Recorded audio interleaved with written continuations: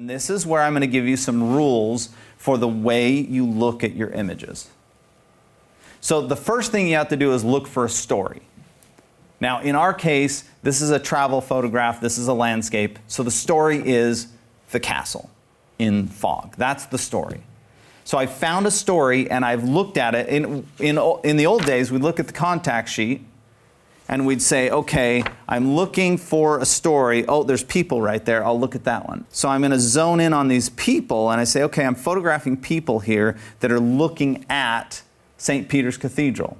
I see that there's a guard sleeping right here. That's pretty funny, so I mark that one. And then I see these nuns taking pictures of each other at the cathedral, so I think that's kind of interesting, so I circle it. So now I'm honing in on the ones that are most interesting in the grouping. So what I've done here is I've looked at, this is the story. I first found my story. That's the first thing you're looking for, is in your grid you're looking for, is there a story to be told? Once you hone in on that story, look at all of the images that tell the story and start looking for composition. So you found a story, find a composition. You can do that on a global scale. I can look at all of these very easily and start honing in on the correct composition. Like for instance, if I look at, say, this set of images from here to here. So I'm just going to highlight those. So you can see that there's a slight difference in all the compositions, and I think that that one at the bottom has a little bit too much cloud covering the castle. It doesn't quite do it justice. I don't like being too close to the castle. I like to show that canyon a little bit.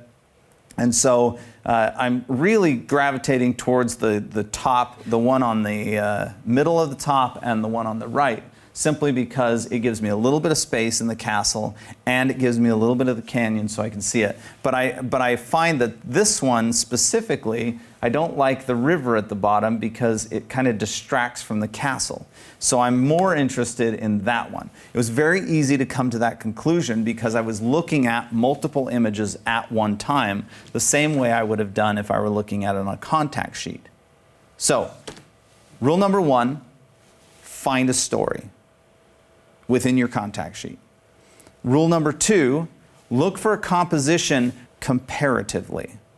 Always look by comparison one to another. Don't look at your photos this way, because that doesn't give me a comparison between my options.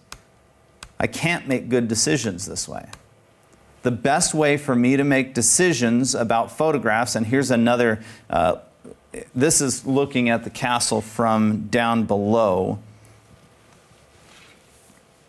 But if I look at them in comparison, I can see how is the fog treating the castle at all times. I can compare that, and I can also compare my composition. You can see I was throwing it to the left, I was throwing it over to the right, just to kind of get a good feel. And I really am liking it when it's over on the right-hand side, and I like it when there's less of those trees in front of it.